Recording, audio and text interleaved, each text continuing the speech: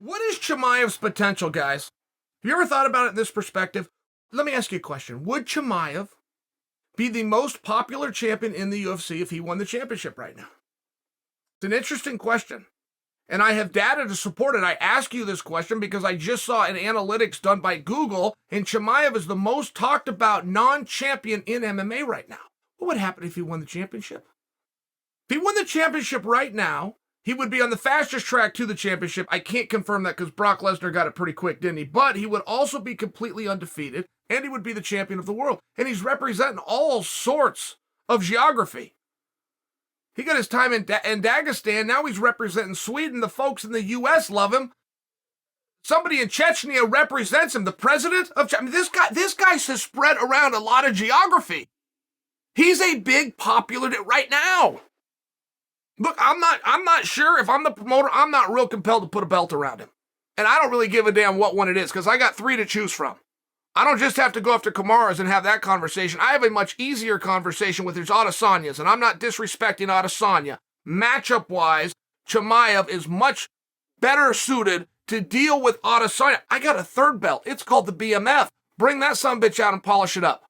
I'm getting a belt around this guy. It's one of these things. This guy is red hot right now. Not to mention, he's very likable. I don't like, when I hear trash talk, which I like the fun outside of the punches and kicks. That's true. I have an extent that my stomach is okay with. I don't like death. I don't like to hear about that. I'm going to kill you. I'm going to murder you.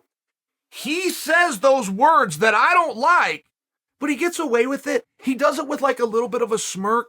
He does it with a real friendly voice. And the accent always helps you, right? We can't be coming around here talking about death and murder and all these different things, but he can because he comes in with an accent and not a full understanding of the language. He's getting away with stuff, guys. Chimaev is getting away with stuff. I think this guy's a star. Let me step that up. We know he's a star. I just stated the obvious, didn't I? He could be the biggest ever. He could be the biggest ever.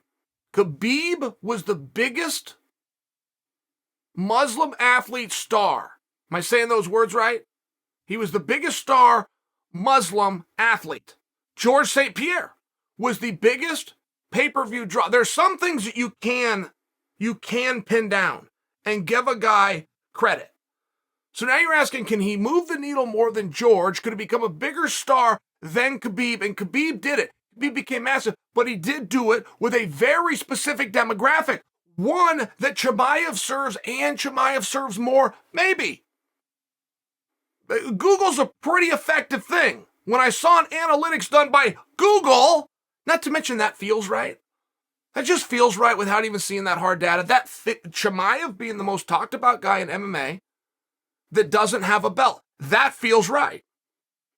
If you were to tell me Chimaev is talked about more than some champions, okay. I wouldn't disagree with that. That feels right. So what would happen if you get the belt around him? And people always love to have a conspiracy theory in the sport. And it always involves Dana. Dana's always the evil empire up to something. Always. He always is. But I've never seen it be true. I've only heard the word said. And I think this would be one of those examples. If we were to back the tape up to the most recent major press conference, it was MSG. Media from all over the world. It's a press conference like you've never seen before, even by UFC standards. Dana spoke about Chimaev one time. Said, I have a plan for this guy. This guy's doing everything right. I'm a supporter. I'm his promoter. But slow down. It's going to take a little bit of a time. And Dana even said 3 to 4 fights, which is a year to a year and a half. It's relevant. It's very relevant that you pick up these clues because you don't get a whole bunch of them from the boss. You got to pick them up when he sets them down. And I'm here to tell you that before you think that Dana's part of the conspiracy, fast-tracking Chimaev, Dana's pushing Chimaev at 170. The GOAT's at 170. The greatest pound-for-pound fighter in the world's at 170. Why is he not pushing him at 85? I think that's a real conversation. Think if I asked you to lay out a path to get Chimaev just to the title fight at 170. I think you could do it. And I think you could do it in less than the year and a half or the 4 fights. I think that you could, very reasonably.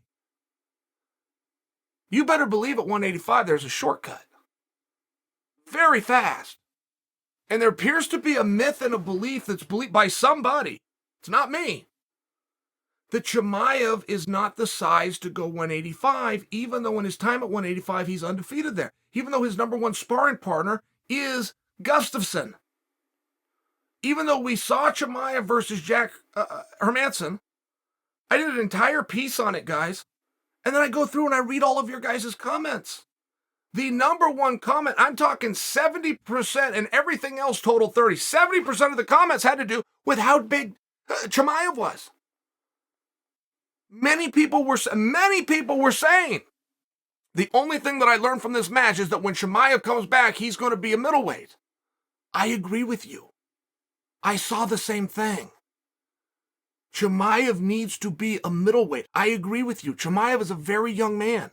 And 2 and 3 years goes by like a snap of a fingers. He's going to want to be a middleweight. He will be a middleweight by then.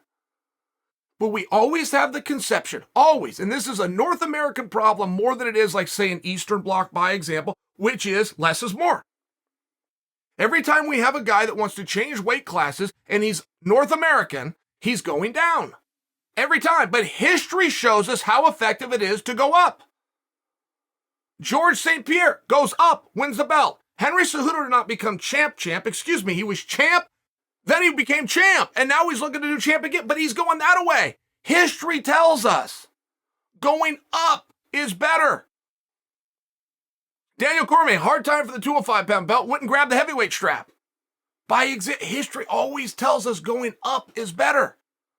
But everybody that comes wants to tell you to go down. I come from a wrestling background. We cut a lot of weight. I went to the University of Oregon. We cut a lot of weight.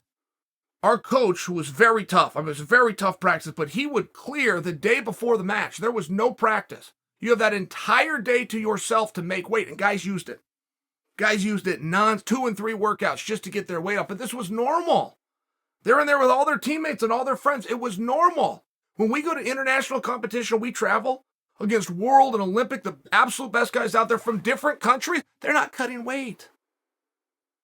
They get up in the morning, they feel great, they're hydrated, they check their weight, they're a kilo over, which is 2.2 pounds. They go for a 15-minute run with a sweatshirt on, they come in, they weigh in. It's an American phenomenon.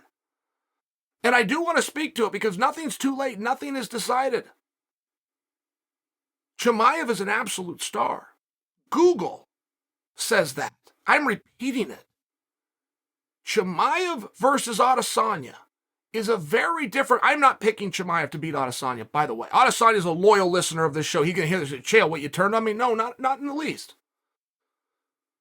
But however long it would take Usman right now to beat Chimaev, it's going to take Izzy another 3 minutes. That's just a reality. That's the reality of the striker versus grappler. It's a very different style. It's an extremely different matchup.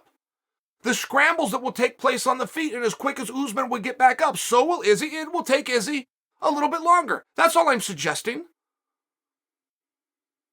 I'm being a bit of a dick to Adesanya right now, aren't I? I don't mean to be. But it's a very real matchup that you're going to have to look at. If you're calculating and you're strategizing and you're planning your pieces and where you're going to go, and Chimaev's already struck out at 170, they can make guys fight. They can leverage. I mean, that's what a promoter, he makes fights happen.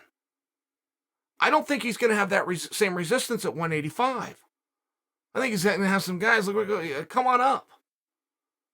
170 was squatting on their spots. 155 was squatting on their spots. I haven't seen that same thing at 185. I mean, in all fairness, if I'm Chimaev, I've just gone with Hermansson. I've never lost at the weight class. I know how young I am. I know as human beings we gain weight with time. I know 4 years from now I'm going to weigh more than I weigh now because I can look back to 4 years ago and know that I may weigh more now than I did then. He needs to give a real good look. This is not being discussed.